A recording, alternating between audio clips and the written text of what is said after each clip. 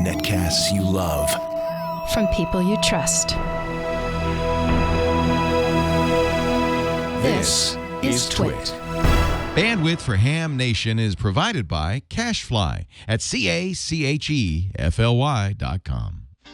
This episode of Ham Nation is brought to you by ICOM. For more information, visit ICOMAmerica.com/HamNation. And by Harry's. For guys who want a great shave experience for a fraction of what you're paying now, go to harrys.com. Get $5 off your first purchase by entering the code HAMNATION when you check out.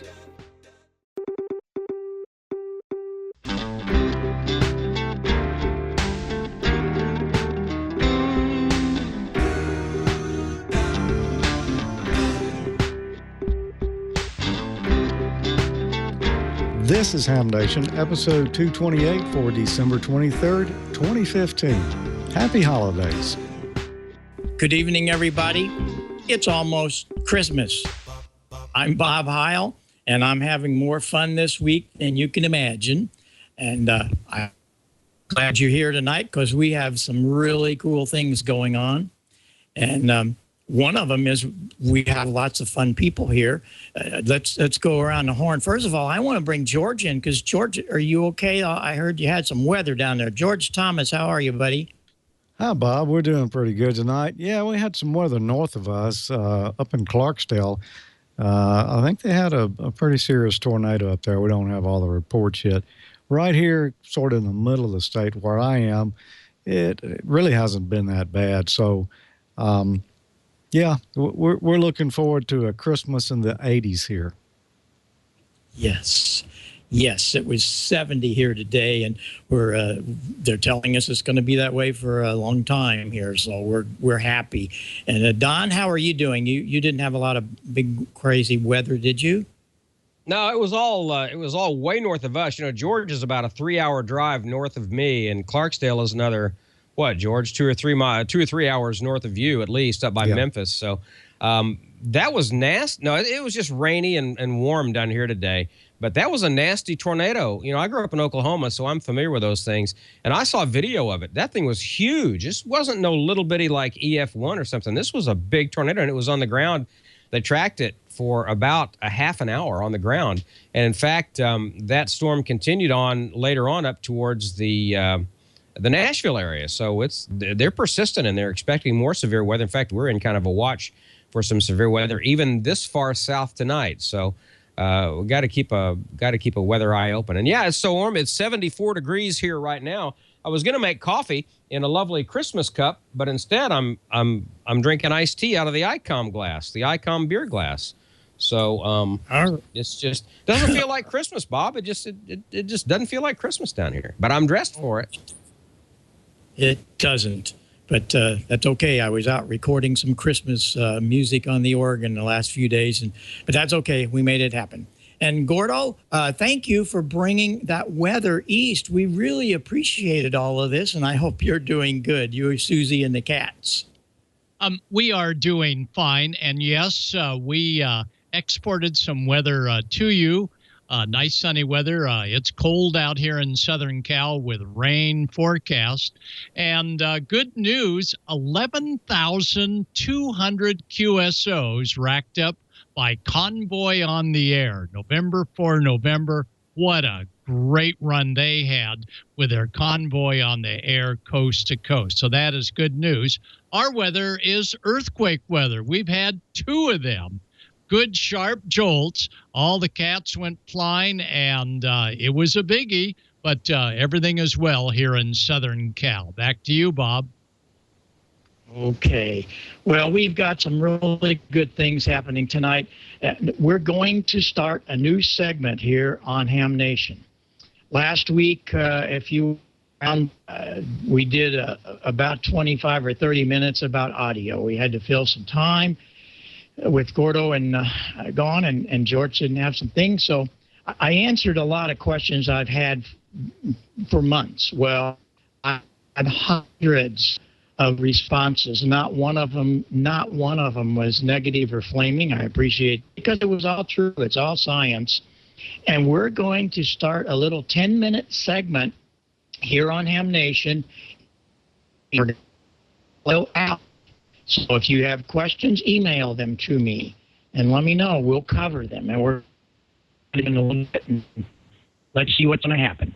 So for now, let's take it over to Gordo. Gordo, it's all. All right. Well, thanks, Bob, and happy holidays to all of our Ham Nation viewers. We won't be on next week. No one will for the Ham Nation cast, but we'll be back with you in January. And I've got a lot of great items we'll mention on January for you clubs that are making things happen in ham radio. All right, Brian, if we may, let's go to short shots, and we'll tell you where we were last week. Last week, we were dodging a little bit of rain, and the reason we had to dodge the rain is here locally in Southern California is the Newport Beach Boat Parade. Huge tradition. It gives ham operators and other marine radio operators a good chance for radio communications, for coordination of the 80 or 90 yachts. And look at this. That's an LED, underwater LED setup that this vessel has. But before we talk about the boat parade last weekend, let's talk about incoming rain. For those of you with any type of a trap antenna, be prepared for rain. And for those of you on the East Coast, that warm weather won't last forever. Be prepared for rain and snow. And as we take a look at our antenna connections, black tape will sort of help, but you really need, and we'll show you in just a moment, the goo that's available from Universal Radio in Reynoldsburg, Ohio, called coax seal. Got to make sure that you have no exposed connections like this that rain will get into. Look at this, an off-center fed Wyndham. It's good, but look at that connector just hanging out there in the breeze. PL259s are not waterproof. They will leak moisture. Something like this won't even last a winter. It'll be eaten away quick, even though the braid is silver tin. So the best thing to do with any type of exposed connection is use that coax seal. And that coax seal is a great way to drive out moisture. You can get it through DX Engineering and multiple other sources. It's the sticky stuff that you see at HamFest. Now, for those of you with an outside automatic antenna tuner, whether it's LDG or ICOM or who's ever, make sure that any connections going into that have a good coating of this coax seal to drive out any kind of moisture. And believe me, this is where antennas go bad. It's not the antenna itself, but at the connection point. So make sure you have plenty of coax seal. Now, here's what happens to traps. A trap is an LC, parallel LC network that's going to offer high impedance to any signal trying to go through the trap that is not of what the trap was designed for. And the trap is just like a stopgap. It won't keep the signal from going any further out the antenna to other elements. The LC network is high Q, and when you remove the outside of the trap, there's the coil. There's little to go wrong with the coil. Even in wet weather, the coil is going to be just fine. It's got a good coating of shellac on it. The coil is not the problem. So why is your trap antenna not working? Well, here it is. On vertical antennas, moisture will creep down that element, will creep through the dried out black plastic, and will begin to pool inside the trap. Now, your trap certainly should have the drain holes down, but even just moisture inside the trap, because those black elements have gone bad or they're loose, that's where the problem is. And when you loosen and take those apart, you'll see that there's a little Allen screw, or maybe it's a sheet metal screw. Make sure it's tight. You should not be able to turn that outside trap, the capacity part of that trap, shouldn't be able to turn it at all. It needs to be affixed. And you see a connection like this, better get your own meter out, because it may or may not be working. And that black part looks okay. Now, here's something else that goes bad, and that is that little white compression washer that keeps the center from shorting out to the outside of the mount. Don't lose that little compression, and make sure that it's got the grooves pointing down so it nestles into place. Now, here's the deal. You take a look at this, and it's got a PL259 receiver called an SO239, and it's got the 3H24 for screwing on that big whip antenna. Don't make it a big whip antenna, because guess what?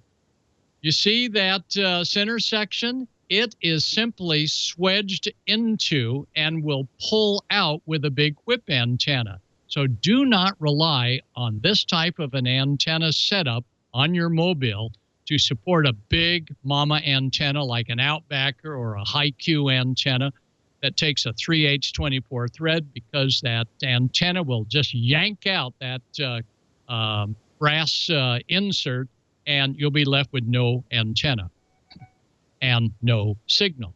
Now, the extra class, for those of you planning on going for extra class, there's another 137 questions coming to the pool. A few will be eliminated, so the pool will swell, but we've looked at the new extra class questions that kick in July 1st.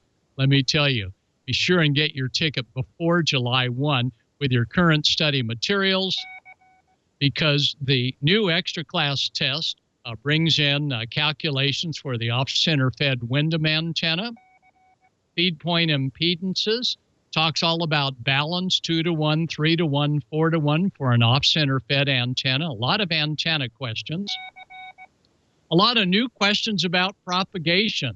And this is showing the performance of an off-center fed antenna on 40, 30, 20, 15. That's a little hopeful. They don't do well on 15 and, of course, 10 meters.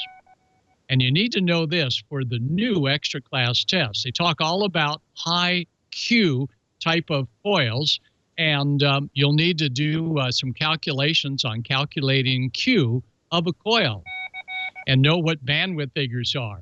They'll ask about new types of propagation, cordial propagation up in the E and the F layers, mainly the F layer. And several new questions there. They'll talk about brass versus iron slugs in coils and what's the difference. And there's a big difference. New questions on the test about digital logic. So if you're into digital logic, good. But if you aren't, better take that extra test before July 1st. And a lot about strip line circuitry. Here we see the terrific M² amplifier. That's a good KW on 2 meters. And it uses a lot of the board itself as strip line circuitry. So a lot of new stuff on the extra class test coming up. So study now. You still have 6.5 months to get it out of the way. Finally, for the boat parade, we were watching the radars. We were watching all of the internet sites. And while we had rain right offshore, where the boat parade was held was in Newport Harbor. In fact, you could actually see the incoming storm front that luckily never made it in. We could see that on radar. And look at this. Look what they do to make things happen in Newport Harbor. Communications was paramount of importance to keep everybody on track. So all of us on Ham Nation wish you all a very happy holiday, and we'll see you right around the new year. So, Brian, that's my story. And look at this, Brian. I decided to wish myself a little happy holidays beforehand. And here's the new 51A Plus handheld. It's already memorized a lot of the D-Star repeaters. And let me tell you, look how thin this is. So ICOM, we purchased one of these radios, and wow, what an immediate favorite, especially with the self-loading of many of the D-Star repeaters in the local area. So speaking of ICOM, let's take a look and see what's happening with ICOM America. Enjoy the holiday season with an ICOM portable. Nothing spreads holiday cheer like ICOM's colorful ID51A Plus D-Star Dual Bander, available in classic black, sunset orange, passion pink, ultraviolet, or lime yellow. Near me repeater function for D-Star as well as analog repeaters. Free downloadable RSMS1A Android app and integrated GPS. For the ham on the go, the UHF D-Star ID31A has so many features to enjoy. Built-in GPS, compact and lightweight with waterproof construction, and micro SD card slot. Want to give the gift of classic 2 meter 70 centimeter operation? Try the ICT70A HD. Easy to program with simple keypad. It has a large backlit alphanumeric display. Here's 700 milliwatts of loud and clear audio, and the HD version includes the radio, lithium-ion battery pack, and rapid charger for up to 19 hours of operation. For a versatile high-power handheld, choose ICOM's ICV80A HD Sport. It has a built-in BTL amplifier which helps deliver 750 milliwatts of loud audio, great for noisy environments, and like the T70A, the HD version includes the radio, lithium-ion battery pack, and rapid charger. The V80 Sport also comes with an alkaline tray that holds 6 AA batteries. Visit icomamerica.com/amateur for more information on ICOM's mobile radio selection. Happy holidays! And you can tune in and enter to win after each episode of Ham Nation. Go to icomamerica.com/hamnation and register to win for some great swag prizes like ICOM t-shirts and hats. And you can also learn how you might win in the monthly grand prize drawing for a new radio. For December, they've got a great rig here. The one Gordo and Don were just showing us. It's the ICOM ID51A Plus dual band, dual watch handheld. It's got D-Star, internal GPS, analog and D-Star near repeater functions, enhanced DPRS, a free downloadable Android app, IPX7 waterproof construction, and a lot more. So go to icomamerica.com/hamnation and register to win. Somebody's going to get a nice present this Christmas from Santa Claus and ICOM. icomamerica.com/hamnation. And Gordo was talking a moment ago about insulating your connectors and not just regular electric tape is what we were seeing in the chat room there, but there was some discussion of some of the different materials. This is one I use right here. The coaxial is great. Here's another choice. This is 3M weather, I think they call it rubber splicing tape. It's not sticky like electric tape. It's kind of a thick rubber here with a liner on it. You stretch it real tight onto whatever you're securing there, and it fuses to itself. And here's a roll I picked up at Dayton either last year or the year before. You can find it at a lot of ham fests. This is not 3M brand, but it's the same stuff. It's a rubber splicing tape that you just stretch it and it kind of self-fuses. There's no adhesive on it. So another good choice there. Well, now let's bring in Mr. Don Wilbanks. Well, no, I'll tell you what. Let's wait because it is news, but it's a new segment that Bob is doing here for us on audio. And Bob, I know we've had just tons of questions, all of us have, about audio. Especially since you mentioned it here recently, people just can't seem to get enough. I hear you. And we were going to do this tonight, but boy, the signals are bad. I don't know if there's storms out at the way for the satellite or what. But I don't want to. We'll start this off with our first show in January, and we do have a lot of comments. I mean, there's some. I mean, everybody needs to really get some more information about it. So we'll make this happen for our show. We won't be here next week, but we want the video to be really good. So let's see what Don's got first, and if it does get better, we'll come back and do that. So, Don, well, let's see what this is of the day. Let's do that. Let's check in with Amateur Radio Newsline, shall we? From Amateur Radio Newsline Report number 1990, these are the Ham Nation headlines for Wednesday, December 23rd, 2015.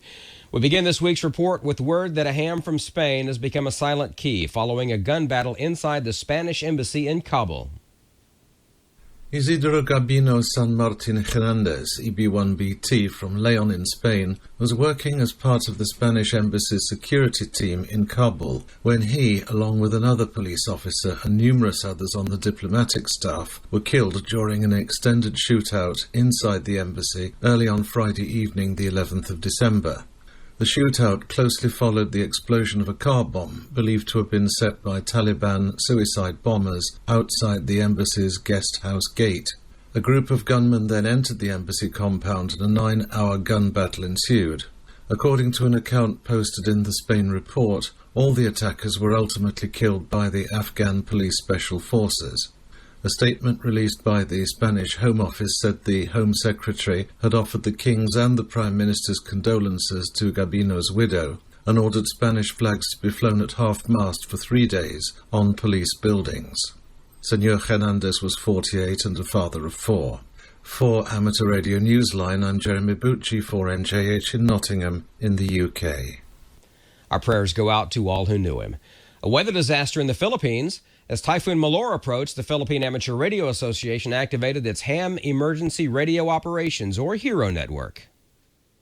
By the time it hit on Monday, December 14th, the typhoon swept through the central part of the nation, cutting power for millions and leaving at least 6 dead, one of them a child.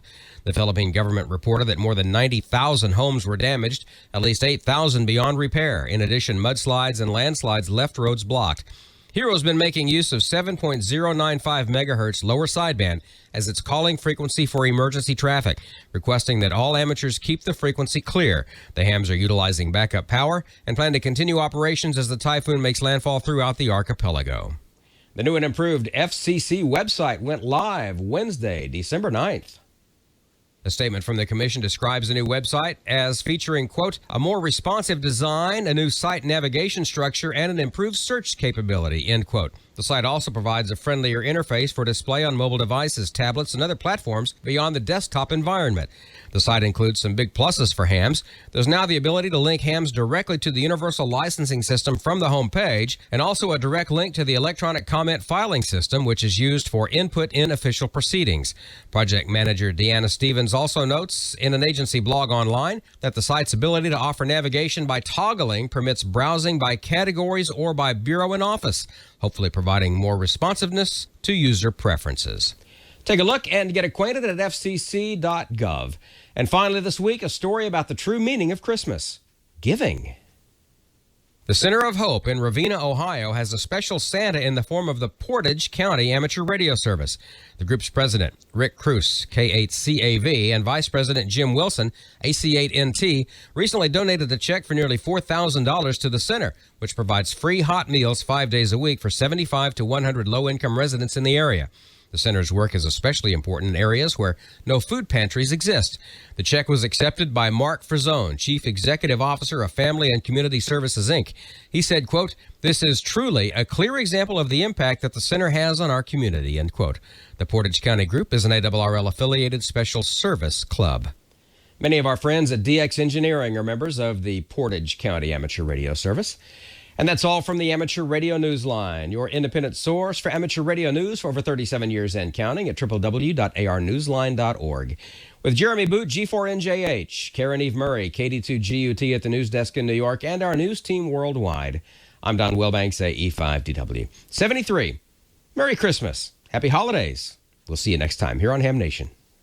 All right, good stuff in the Newsline this week. We have no solar report tonight because Dr. T has been extremely busy lately, so we'll try to get her back on our next show, which will be, of course, in the first part of the year. Now, of course, we're in the night before, right before the night before Christmas Eve, I guess you would call it, and lots of opportunities still to contact Santa Claus on the radio. The HF net, for instance, the Santa net on 3916 is going all the way through Christmas Eve, and of course, let's not forget the Santa Watch net on Echolink. In fact, I believe we have a promo. Well, boys and girls, it's my favorite time of the year again. It's time for the Santa Watch Net. That's right. Santa will be making his rounds, and once again, for the 5th year in a row, the gang at the Dewdrop Inn will be watching the radar. Join the Santa Watch Net, starting at 1800 hours Eastern Time. My little elf Dave, N3NTV. He's such a cute little guy. He'll be calling the net and keeping track of old Santa's location. And just like last year, Santa has a radio in his sleigh, and he may chat with the kids again. Oh, bring all the little ones and get them checked in. Third-party traffic, of course, always on the nice list. Once again, it's the Santa Watch Net. Christmas Eve, 1800 hours Eastern on the Dewdrop Inn Echolink conference server, node number 355800. Merry Christmas from me, old Santa, and all my little elves at the Dewdrop Inn.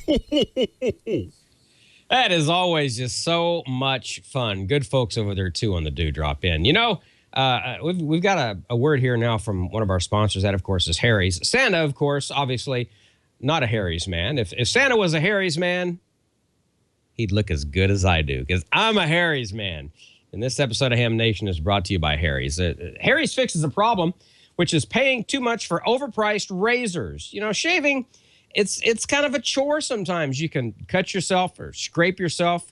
Dull blades are the worst, and they're expensive. They run about $4 a blade. Someone who shaves every day will literally invest hundreds of dollars a year just on razor blades. The Gillette Fusion, just one example. And, of course, you got to almost get patted down by TSA at the store when you go to buy them. They got to have them unlocked in the plexiglass cabinet.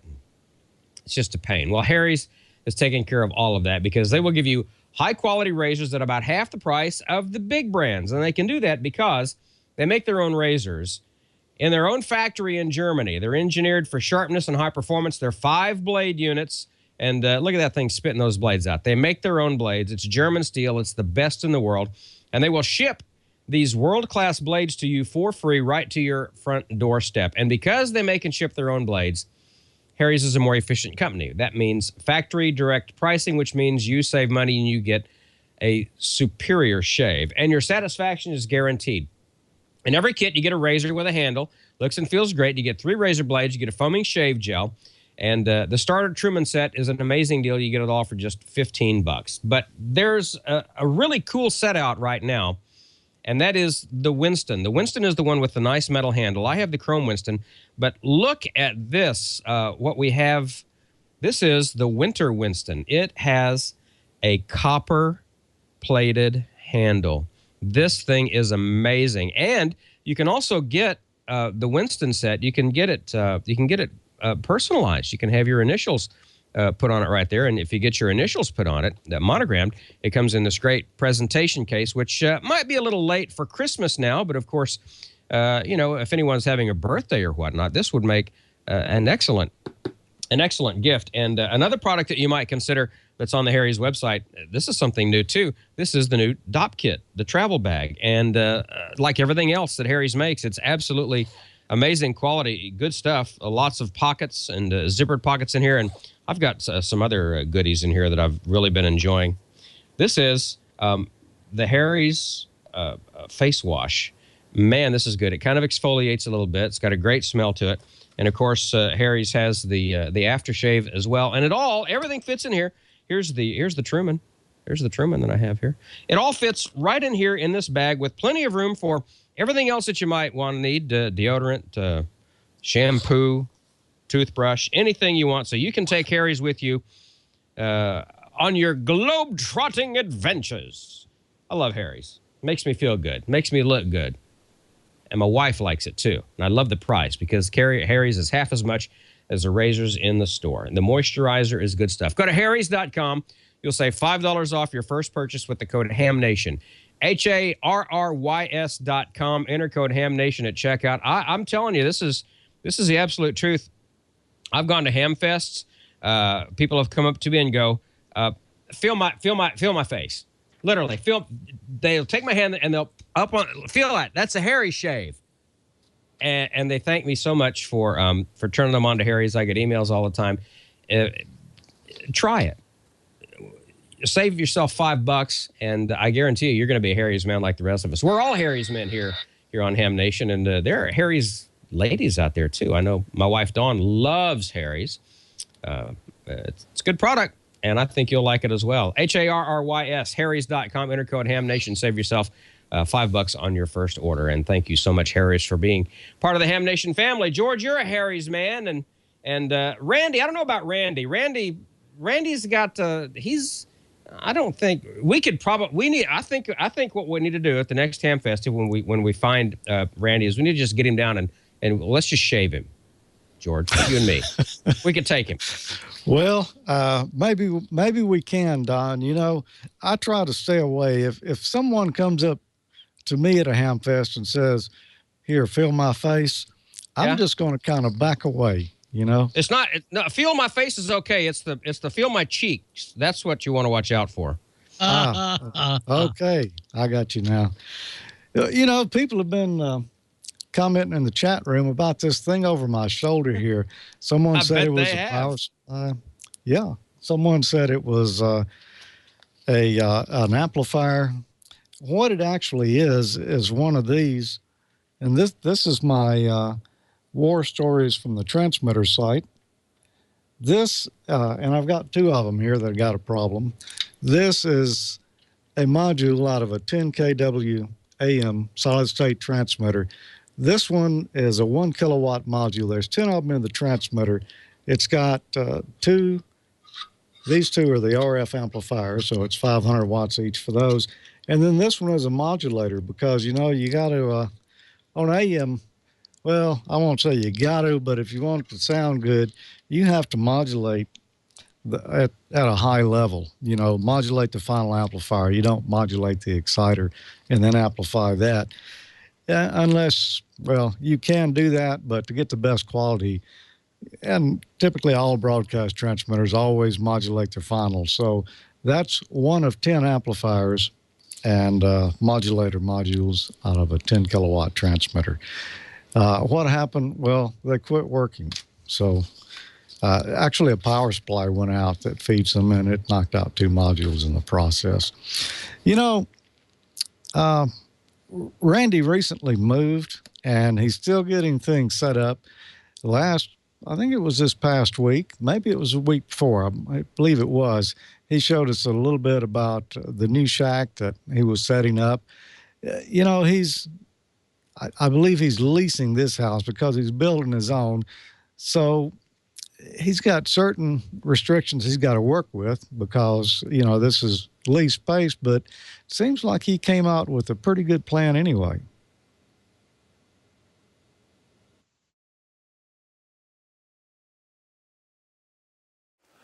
Hi, Randy, K7AGE, part 2 of building the new ham shack. In the previous video, part 1, you heard about my planning of the ham shack, what I was going to be doing. I put the shelves together, moved the shelves in, put the radios on the shelves, hooked up the power supplies, and hooked up the 2 computers. Well, the next step is that I want to start hearing some things and maybe working some stations. So I need to work on the antenna.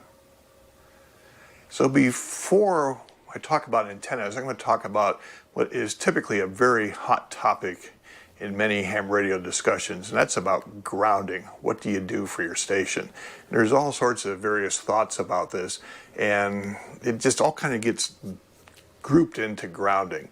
There's the AC safety grounding through the 3rd pin of your wiring. There's RF grounding, which may be needed for some antennas and to reduce the RF coming back into your shack. And there's lightning protection. So there's a lot of things to consider about grounding. I'm not going to get into any of that. In fact, I'm not even going to put any grounding in this station unless I have to, because it's not very convenient here where the way the room is and how we'd have to get outside. It would be a long cable. And so I'm going to go without it and see what happens. So that's it about grounding. We just leave it at that and see what happens. Okay, so on to the antennas. Where we're at here in this rental house, it's I'm kind of surrounded by some other non-residential buildings, and I'm kind of an island in this piece of property, so I really don't have a lot of things I can work with.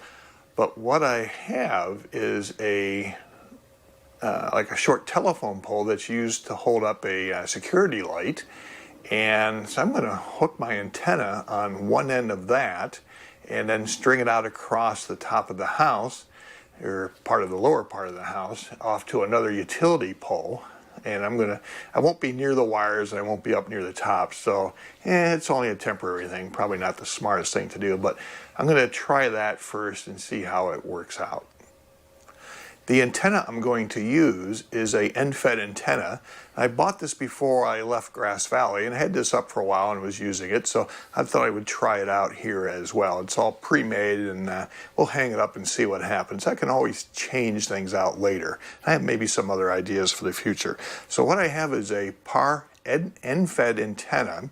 It's about 66 feet long, and it's a quad band. It covers 40 meters, 20 meters, 15 meters, and 10 meters, and it's capable of 200 watts. So that's what I'm going to put up, hang it from the pole, and stretch it out across the house. One of the challenges I had was how to get the rope up to the top of the pole without a ladder or a bucket truck.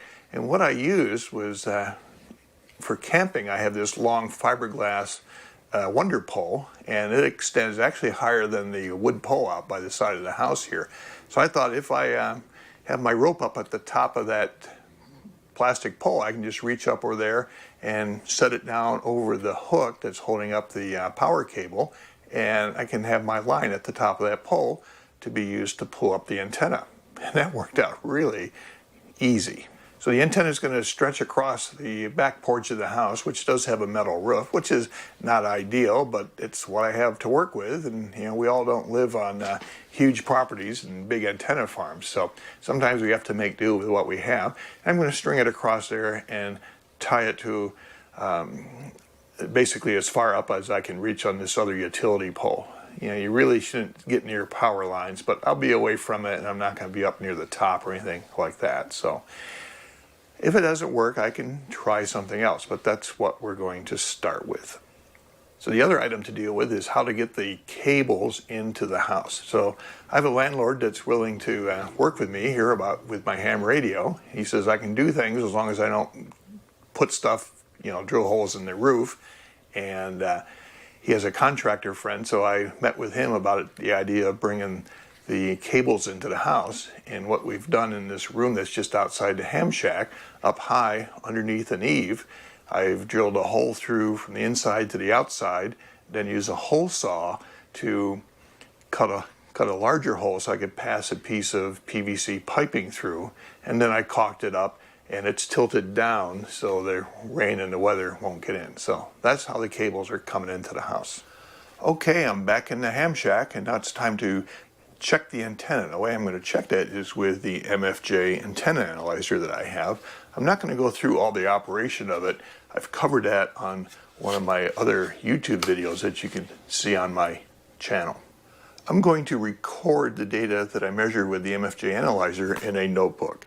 It's a good thing to establish yourself a notebook for your station where you can keep track of antenna performance data, what your SWR measurements are, maybe connector pinouts for any custom cables, COM ports for your computer, maybe settings for the radio. It's nice to record that in a notebook, so if you have concerns at a later point in time, you can go back and compare what it was originally.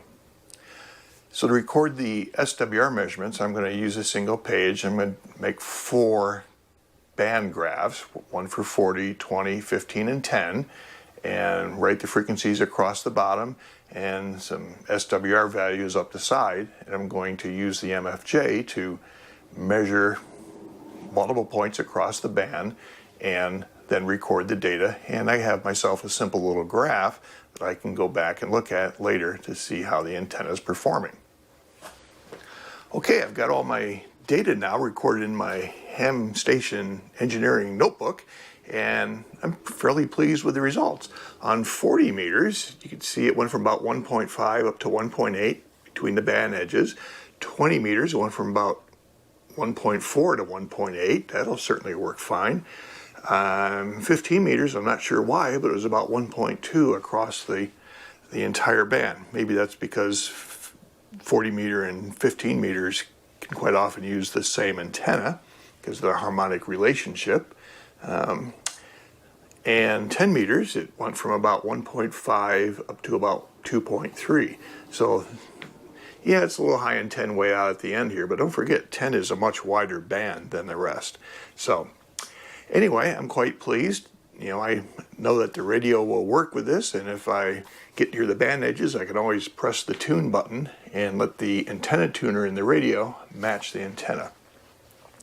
Okay, well that wraps up for this video. At least I got my antenna up. You saw how I put that up. It's again a PAR end-fed quad for 40, 20, 15, and 10. I can use it across all the bands without a tuner, so that's really handy. And I just wish I could get it up higher, but we'll have to get on the air and make some contacts and see how it does. So that's all for now. Thanks for watching. In the next video, we'll be hooking up the mixer. So stay tuned. 73. Well, it looks like Randy's got his priorities straight there. He just moved, and one of the first things he did was work on the ham shack. I'm sure he's done more than that, but he didn't put it off months down the road or years down the road like some people do. He got right on it. So congratulations, Randy. Looks like you're getting set up there and going to be back on the air at pretty much full steam here shortly. And two things that Randy talked about there, I just wanted to touch on. Number one, he said, because of the layout there, he wasn't going to do grounding. What he said is he's going to just try it and see. And I think that's one of the most important things you can do when you're setting up a ham station. Do the best you can with what you've got and what you know, and then try it, because sometimes you can follow things to the letter and it doesn't turn out that good. And you really don't know till you try it. So that's a good piece of information there from Randy, is just try it and see. And the other thing is he called it a notebook. I call it a log. Keep a log, write down your antenna measurements whenever you change something about your shack, any special call sign of someone that you met you want to remember, any kind of notes to do with your ham radio activity there or your shack. Put it in that log so you can go back in the future and find, well, just how did this antenna look when I first set it up? Has it always been a 5-to-1 out here on 40 meters? No, it probably hasn't, but you can look and see what it has been. Great stuff, Randy. Appreciate that, and look for more from you in the future. I've got a couple of things to give away here. Last week I asked a question. What component? No, that's what I'm going to ask this week. The one I asked last week is, what is the basic unit of electromotive force? And your choices were A, the volt, B, the watt, C, the ampere, or D, the ohm. And this comes from the amateur radio technician exam. Well, we've got a winner here. It's David Gooder, KK6ULX. And David said it's A, the volt. So congratulations, David. We'll be sending you this MFJ 148RC radio control clock. It's a dual time zone clock. Set one for your local time zone, set one for UTC. And it's got built-in WWV sync in it, so it'll pick up WWV off the air, keep itself synchronized. And it's also got a built-in 10-minute ID timer you can use if you want to, just to remind you every 10 minutes that, hey, you need an ID. So while we're on a roll with the clocks there, I've got another one here that I need to give away. I guess it'll be the last thing I give away this year. And you probably want to get in on this. This is one of the coveted DX Engineering 24-hour wall clocks, courtesy of Tim and the crew at DX Engineering. If you'd like to win this, then I've got a question for you, and this also comes from the technician exam. What component is commonly used to change 120 volts AC house current to a lower AC voltage for other uses? You should know this one, but, well, let's see what your choices are. It's A, a variable capacitor, B, a transformer, C, a transistor, or D, a diode. If you think you know the answer to that, and you know the component commonly used to change 128 volts AC house current to a lower AC voltage, send the answer to me, hamnationcontest@gmail.com, and you could win this DX Engineering 24-hour clock. And now let's get Bob back in and see if we can talk a little bit about audio. Hey, I think Santa Claus and his sleigh was headed between here and the Gateway. I want to also remind everybody that tonight, right after Ham Nation on 5.085, that's WTWW's big shortwave transmitting the Christmas music that I did. So it's kind of fun to listen to that. It'll be right after. Here's the deal. You can call them and leave a Christmas message. This is really cool. And the number is 615-813-0173. 615-073. We'll come back when Amanda's on and we'll give that to you. But and his whole family to keep a great transmitter on there. 100 kilowatt. Think about that. Wave station. That's quite the thing. No problem. And we'll be back after a while on Fire Up Oregon. So thanks very much for putting up with this crazy signal tonight. But hey, what can I tell you? We deal with it. I think Santa Claus went somewhere between here and Kansas. What do you think, Dale? You guys holding the signals up out there? How are you, Dale? It's good to see you back here. Thanks for being here. You too, Bob.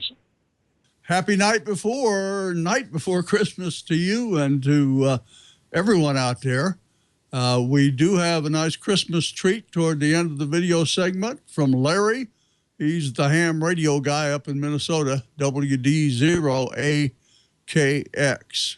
Wanted to put out one note. I got a text from Steve, W7UDI, said he was firing up the 40-meter net on 7284 right around 9 o'clock. I haven't heard him yet, but you might be interested in that. This week, we did receive a nice note from Frank, K4FMH. He's the webmaster for the Central Mississippi Amateur Radio Club. He produced a clever video for the club website, and he called it, "May the Force of Hiram Percy Maxim Be With You." But unfortunately, we can't play the video because he used highly recognizable music from the score of Star Wars, and we just cannot play that. But if the Force is with you and you loved Amanda's Princess Leia outfit and Don's lightsabers last week, might want to check out www.cmsara.org. Check that out. There's an important message there, too, for all ham clubs in that short video. Well, we also received a follow-up report based on Gordo's tips about being ready to explain your ham radio activities to law enforcement officials. The importance of these tips was highlighted already by Attain EA4GIL. He's from Madrid, but he recently visited Italy. He had quite an experience. Let's listen. Hi, this is Etienne, Echo Alpha 4 Golf India Lima from Madrid. Well, we just heard Gordo tell us about how to deal with the gendarmes when we're operating. So let me tell you my little story when I visited Italy last month with my family. We just came out of the Scala Sancti. Well, I came out. My wife was still inside watching all the details of this historical site. And I was approached by a gentleman that identified himself as a policeman. And within a few seconds, I was surrounded by a group of, I think, 8 members of the security forces, 2 military, 2, maybe 3 in uniform of the state police, and 3 or 4 civilian. The person who was talking to me turned out to be an assistant commissioner and asked me, what about this? What is this? Somebody must have called. So very calmly, I explained I was a radio amatori. I showed him my license. I showed him my civil defense collaborator permits and my identity card. But it took no less than about 30 minutes of these 8 people asking me questions. Why do I travel with these? Can I hear the police?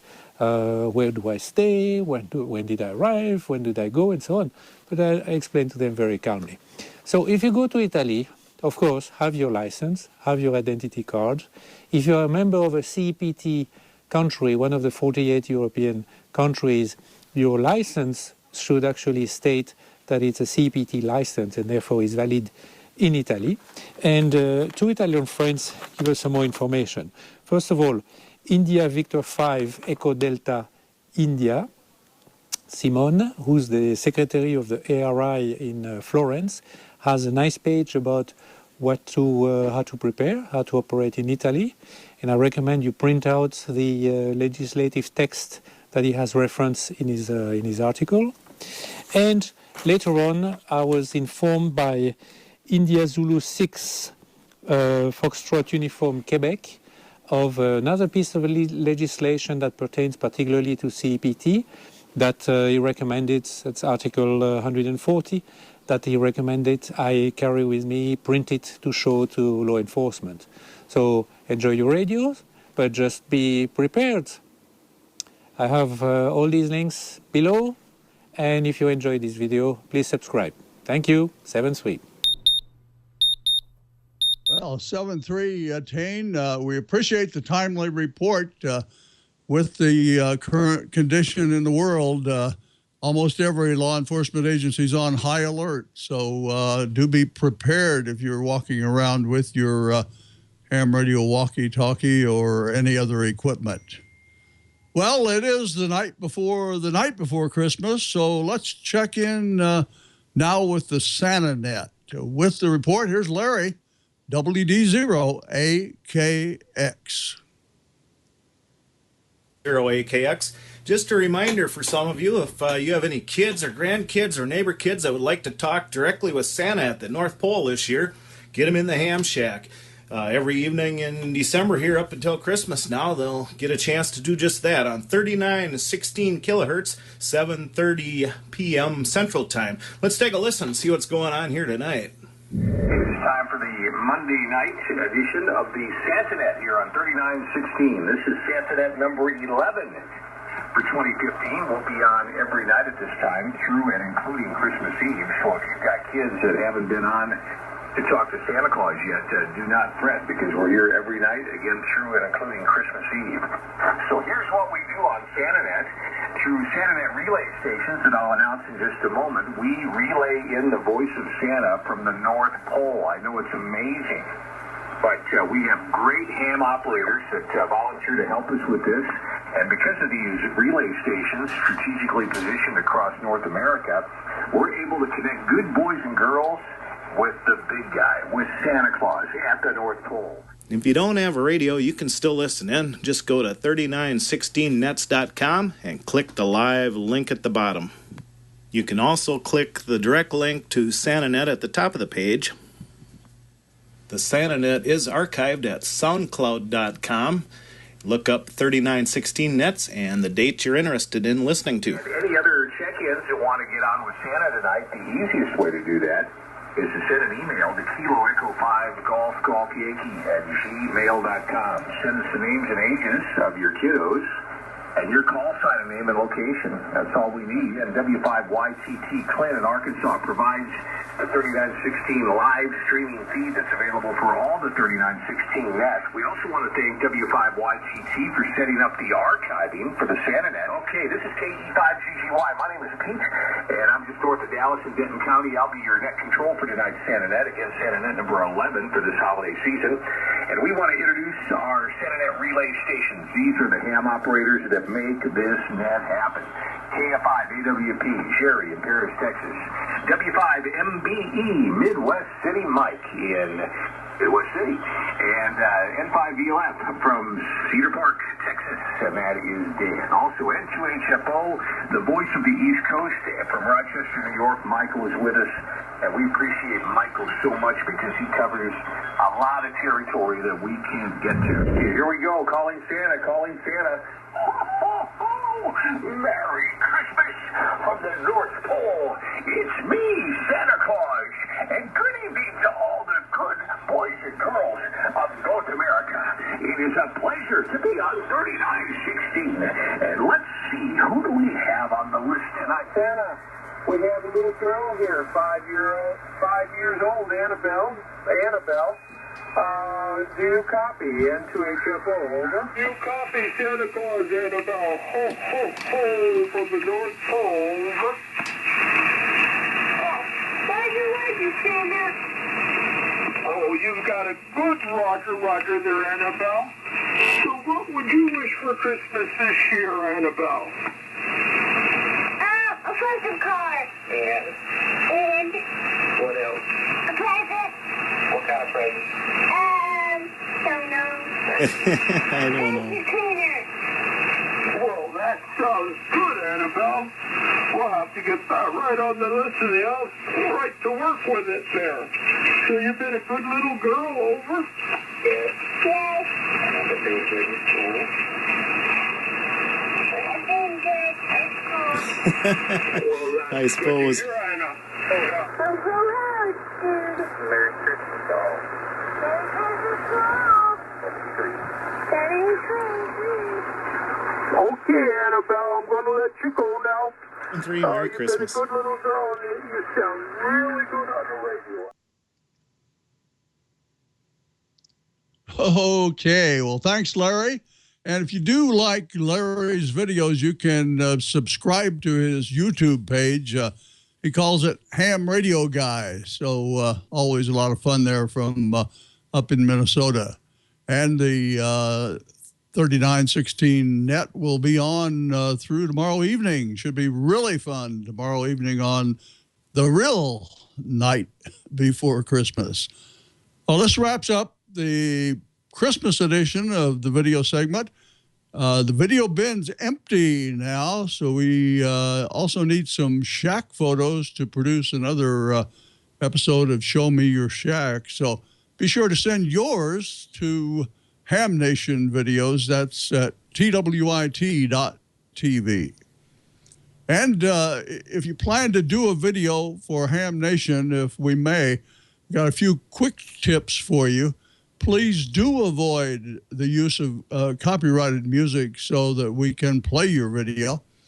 We won't be able to play that video if you do have copyrighted music on it.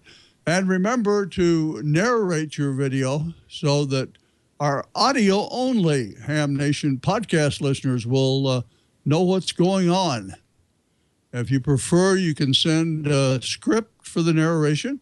We can add it to the video for you.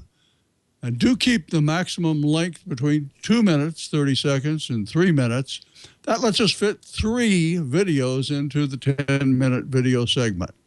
Well, that's it for this. I hope you have a Merry Christmas. Also, a very happy and prosperous New Year.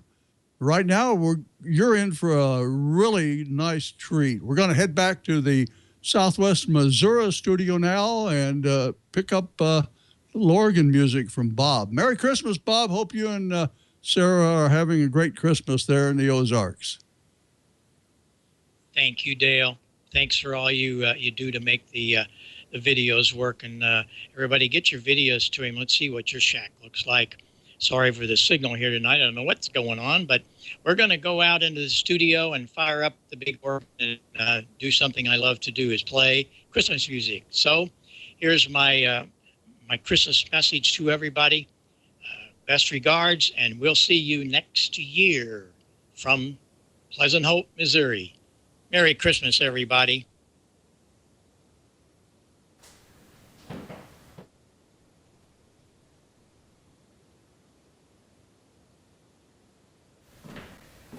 I get to do one of my favorite things, play Christmas music on the theater organ.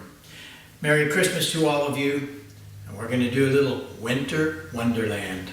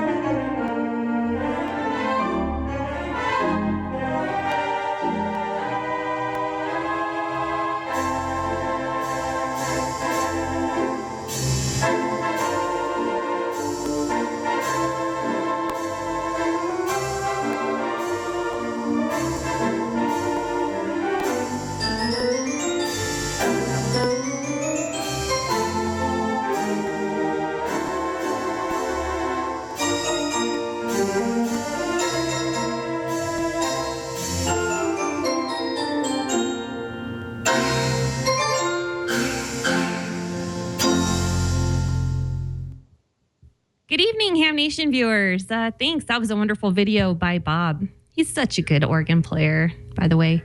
And hello, Gordo. How you doing tonight? I am fine. I see you bought yourself a red one. Well, I got myself a yellow handheld ICOM 51A Plus. I did too. And mine is actually passion pink. How could I go with red? I love it, though. I'm actually listening to the D-Star net going on right now in the background. Awesome audio. I had no idea. So really thrilled about that. Gordo, don't go away. I have a question for you. You are one of our leading wire antenna experts. So one person asked in the chat room, can you ever install a dipole too high off the ground? Is that possible? The dipole likes to be a quarter wavelength or higher, but I've seen some NVIS dipoles 2 feet off the ground, and as long as you're not closer than 2 feet, they still tend to match up fairly well without needing a tuner, as long as they are 1/2 wavelength from end to end. So, yep, 2 feet and higher, but a quarter wavelength is where they love to sing. Very good. Hey, I have something else to show you guys. It's the goopy stuff. What do you think? Oh, yeah. No, that I have the same stuff. In fact, we recommend that folks get it at a swap meet or DX Engineering or Universal. But this is the sticky stuff. But Amanda, as you probably know, in hot weather, it'll get on everything. So you've got to do it in the dead of night or when it's almost freezing out, and then you'll be able to get it off and on quite easily. Back to you, Amanda. We're preparing. We're installing our Cushcraft AS4. Did I say that? A4S. I got it dyslexic again. A4S probably next month or so. So we've got to have this stuff ready to go. And we do. Absolutely, we've got a lot of Amanda. And remember, on that Cushcraft A4S, be sure that the holes in the traps are pointing straight down, and be sure that all of the traps are nice and tight. And that's the antenna I have, and you'll have another monster signal from your new QTH.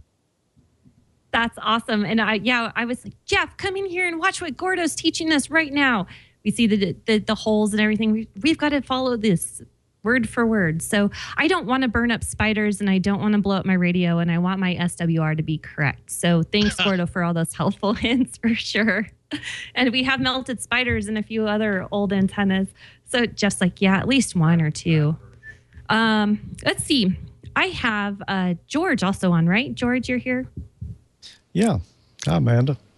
Hi, George. Hey, sorry about your weather earlier today. Anyhow, Mirko, I think that's how you say his name, Mirko, G4. Okay, I'm going to get this right. Let's start again. KG4ODQ Mirko would like to know, have we ever discussed magnetic loop antennas on the show? What do you think of them?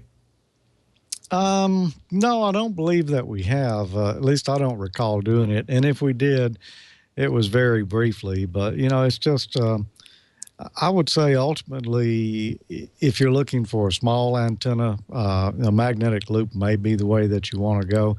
It is directional, so I've really only ever used them on receive, and they do pretty good on receive. What's your opinion, Gordo? I agree. The magnetic loop antenna, which one of our net operator uses here on 40 meters, he hears stuff that is just barely above the noise level at my station, just a few miles away. Yet my transmit is stronger than his magnetic loop running the same power. So you're right, George. Great for receive. Transmit, not bad at all. And I made a note. We'll bring that expert in, and we'll have that on an upcoming show all about magnetic loop antennas. Great. Thanks, you guys, for your input. I'm actually pretty excited to learn about him now, so can't wait for that one. And Gordo, another question for you. You had talked a little bit about how the extra pool is going to expand. Are you aware of the commercial pool is going to expand at all in their questions as well? Okay, good question. Only the extra is changing this July 1st, and 75% of the questions are almost identical from what they were currently right now. 25 will be new materials or reworded questions, and about 100 more added to the pool, but there'll be some that will be taken away that are old questions.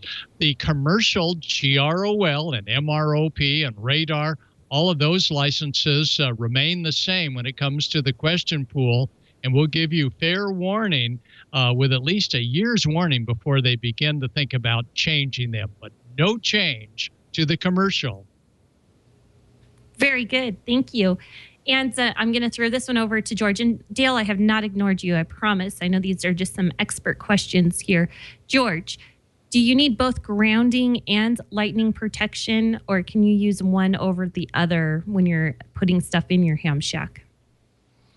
I'm not sure how to separate the two. Yeah, there's different types of grounds. There's the AC ground for the utility coming into the house. There's a RF ground for your antennas to work against. And there could also be a ground for lightning. Typically, your RF ground and your lightning ground are going to be the same thing. But yeah, I hate to really get into grounding a lot because it's such a controversial subject. Basically, I've got one ground, and that's where everything in my shack hooks to, whether it be for lightning protection purposes or as an RF ground or whatever. I'm just using one common ground for everything. Now, there are surge suppressors and things that you can add for lightning protection, and I'm assuming that he was talking about the two different types of grounds. But those polyphaser and some of those surge protectors do work, do help out. Very good. Living in Colorado, we have lightning arresters on all repeaters on any mountaintop. It will save you lots of money. Other than that, I let Jeff handle all the electricity in the shack. So it's up to him. And yes, as you've said, grounding is definitely controversial in this area. Let's put Bob in this room and see what happens. Hi. Anyhow, you guys, that's all I've got for tonight. I'm going to say happy holidays from Jeff. Jeff, come in here and say happy holidays to everyone. Merry Christmas, everybody. He's wearing his hat, too. So anyhow, it's been a great show tonight, and I'll send it. I don't know who's closing up since we had to drop Bob, so I'll send it over to you, George. You usually handle that. Okay, Amanda. Well, some great questions there tonight. You can tell people have been thinking a little bit, and really, it sounds like they're trying to make some good improvements in their stations there. Well, it's been a great show tonight. Bob, of course, has dropped out now, mostly due to some poor internet conditions tonight, but I know he was wanting to get back out to that theater organ and play a little more Christmas music. I don't have the schedule with me, but I think maybe it's going to be played at least once more, but I'm not sure. You can go to WTWW, and I'm not sure if it's .com or .org. I'm going to say WTWW.com. Look on the schedule there and see when the next playback of Bob's Christmas special will be played there. I listened to it today. It's very good. It's some great theater organ pieces, but it's also Bob telling a little bit of the history of some of those pieces, which I was not expecting. So it was a really good program. Thanks for being here on behalf of Bob and Don Wilbanks, who was with us earlier. We appreciate everyone. Gordo, any well, I guess, final messages for the year? That's it. We just wish everyone happy holidays for this upcoming season, and we'll see you next year right here on Ham Nation. Okay, mighty fine. Looking forward to it. Dale, have you got any final thoughts for our viewers for the end of the year? Not a whole lot. It was a good birthday the other day. I was going to tell Amanda I saw her radio Fit for a Princess, and I thought I'd post a similar picture. Bad news tonight on 40 meters as far as the conditions. I've been talking with Steve. He's been listening out on the West Coast. I've been listening here, and neither one of us can hear anything. So basically, we agreed that there'll be no 40-meter net tonight. So sorry about that, but there are just no signals on the band, not even the foreign broadcast. So it's unbelievable tonight. But I hope everyone has a great Christmas this week, and then a super New Year all year next year. So that's about it, George. Have a good Christmas down there in Mississippi, too. Okay, Dale. Thanks for that. By the way, I was looking at WTWW.us. Thanks in the chat room there for giving me that address. It looks like tonight, immediately after Ham Nation on 5085 kilohertz, WTWW, you can catch Bob's Christmas concert special there. So go there right after Ham Nation tonight and check it out. WTWW's usually got a good signal all over the U.S. and a good part of the world. So go check it out. You'll really enjoy that program. Amanda, any final words before we go? I do. Bob had mentioned a call-in phone number, and I looked that up online because I know his audio was cutting in and out. So I'm typing it in the chat right now. And for those of you that aren't looking at chat, I'm going to repeat the phone number clearly to you. It is 615-813-0173. That's 615-813-0173. So that was the call-in number that he was talking about. And my next thing is happy anniversary to my beloved husband, who walked away, of course, to go check in on Annette. We will be married as of 9 years tomorrow. So we got married on Christmas Eve. Yes. I love you, Jeff, even though you're not listening.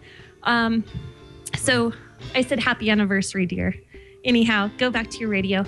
And so Merry Christmas and happy holidays to everyone, and happy New Year. And I can't wait to see you guys all next year. That's what I've got for the show. Thanks, everyone.